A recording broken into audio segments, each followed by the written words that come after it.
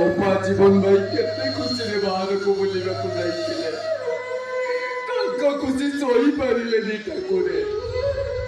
ଅଧା ବାଟରେ ଯମ ସହିତ ଭେଟ କରେଇ ଦେଲେ। ମୋ ଅପା ସିନା ବଞ୍ଚିଗଲା, ହେଲେ ମୋ ଜୀବନ ଭାଇକୁ ଯମ ଟାଣି ଟାଣି ନେଇଗଲା। ବାପା କି ଅପା ଏ ବିଷୟରେ କେହି ବି ଜାଣିନାହାନ୍ତି। ମୋ ଅପା ଯେତେବେଳେ ମତେ ପଚାରିବ, ମୁଁ କେମିତି କହିବି? ଏ ଅପା, ଜୀବନ ଭାଇ ପରା ଅପେରା ରାଇଜକୁ ଚାଲି ଯାଇଛନ୍ତି, ମୁଁ ବଞ୍ଚିବି କେମିତି? ସମସ୍ତେ କହନ୍ତି ଧଳା ଲୁଗା ପିନ୍ଧି ମନ୍ଦିର ଗଲେ ଶୁଭ ହେଇଥାଏ। ମଣିଷ ଯେତେବେଳେ ଶବ ହେଇଯାଏ, ତା ଉପରେ ତାକୁ ଢାଙ୍କି ଦିଆଯାଏ। ଫୁଲ ପ୍ରଭୁଙ୍କ ଶ୍ରୀଅଙ୍ଗରେ ଲାଗିଥାଏ। ଯେତେବେଳେ ମଣିଷ ଶବ ହେଇଯାଏ, ସେତେବେଳେ ତା ଶୋଭାଯାତ୍ରାରେ ଶ୍ରଦ୍ଧାଞ୍ଜଳି ଭାବରେ ପଡ଼ିଥାଏ।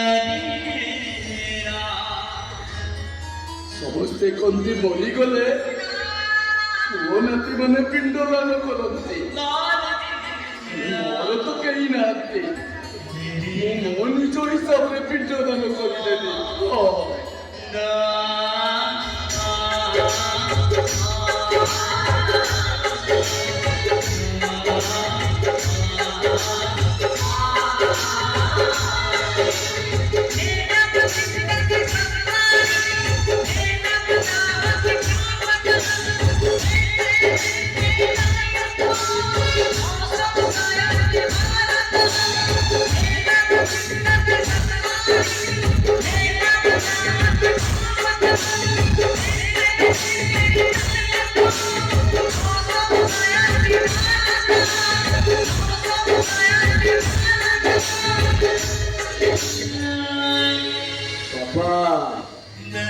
ତମେ ଘରକୁ ଆସିଲେ ମତେ ଖୋଜିବନି କି ମୋ ଉପରେ ଅଭିମାନ କରିବନି।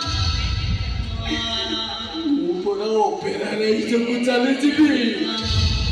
ହଁ, ମୁଁ ବିଷ ପିଇଦେବି। ହଁ, ମୁଁ ବିଷ ପିଇଦେବି। ସାଇ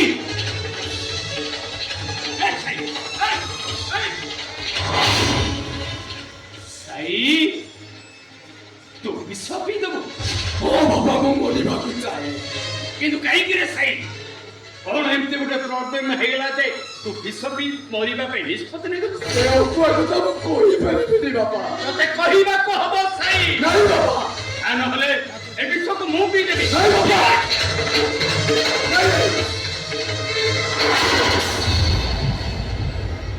ତାହେଲେ ସତ କଥାଟା କହ ସାଇ। ଚୁପ ରହ ସାଇ। ସତ କଥାଟା କହିବି। ତତେ ତ ବାପର ଅନ୍ୟାୟ।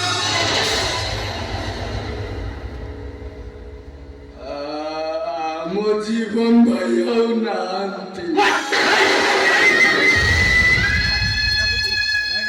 ମୋ ଅପାକୁ ବିଧବା କରି ଅପେରା ରାଇଜକୁ ଚାଲି ଯାଇଛନ୍ତି।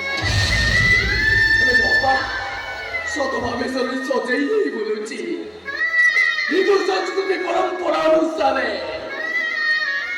ଏ କଥାଟା କହିବାକୁ ଲାଜ, ଆଉ ଶୁଣିଲେ ପାପ। हे भगवान, ए अशुभ खबर सुनिबा पूर्व तबे मत मारी देलने काहे ठाकुरे? काहे बंचै रखिछ ठाकुरे? नहीं बाबा, बंचै रखिछ। अरे ମୁଁ ଯେମିତି ମୋ ଆଖି ଲୁହକୁ ବୁଝାଇ ଦେଇଛି, ଛାତିକୁ ପଥର କରିଦେଇଛି। ଠିକ୍ ସେମିତି ଆପଣ ବି ନିଜ ଆଖି ଲୁହକୁ ବୁଝାଇ ଦିଅନ୍ତୁ, ଆଉ ଛାତିକୁ ପଥର। ଆମ ଅପାକୁ ବଞ୍ଚେଇ ରଖିବାକୁ ହେଲେ ଆମକୁ ମିଛ କହିବାକୁ ପଡ଼ିବ। ଆଜ୍ଞା ଆଜ୍ଞା, ମୋ ପଛରେ ପୋଲିସ ପଡ଼ିଛନ୍ତି, ମତେ ବଞ୍ଚେଇ ଦିଅନ୍ତୁ, ବଞ୍ଚେଇ ଦିଅନ୍ତୁ।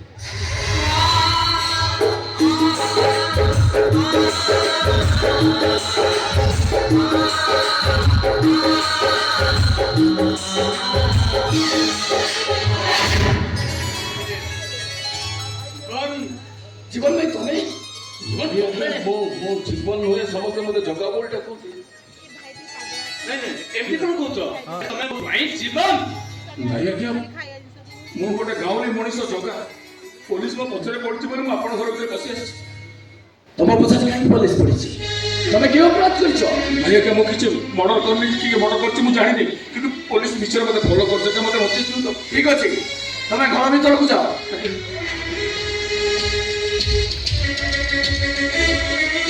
Please help me.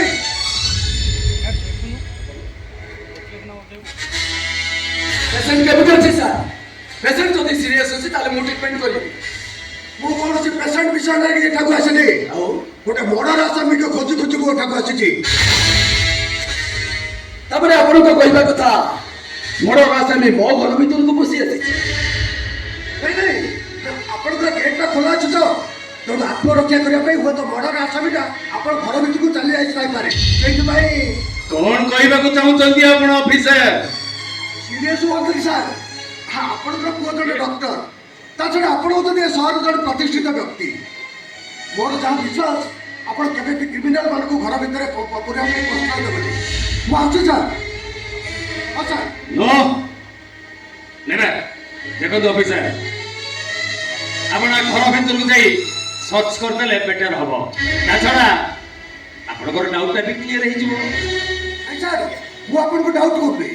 ଏଇ ଥାନାରେ ଜଏନ୍ କଲା ପରଠାରୁ ଆପଣଙ୍କ ବିଷୟରେ ମୁଁ ବହୁତ କିଛି ଶୁଣିଛି। ଆପଣ ସତ ଛଡ଼ା ମିଛ କୁହନ୍ତୁନି। ତା ଛଡ଼ା ଆପଣ ଯଦି ଏ ଅଞ୍ଚଳରେ ଜଣେ ସମାଜସେବୀ, ଏଠି ଗୋଟେ ମେଡିକାଲ ଫ୍ରି ଅଫ୍ କଷ୍ଟରେ ରୋଗୀମାନଙ୍କର ସେବା କରୁଛନ୍ତି। ହଁ ହଁ ତେଣୁ ଆପଣଙ୍କ ଉପରେ ମୋର ବିଶ୍ୱାସ ନାହିଁ ସାର୍। ଆସୁଛି ସାର୍। ୟେସ୍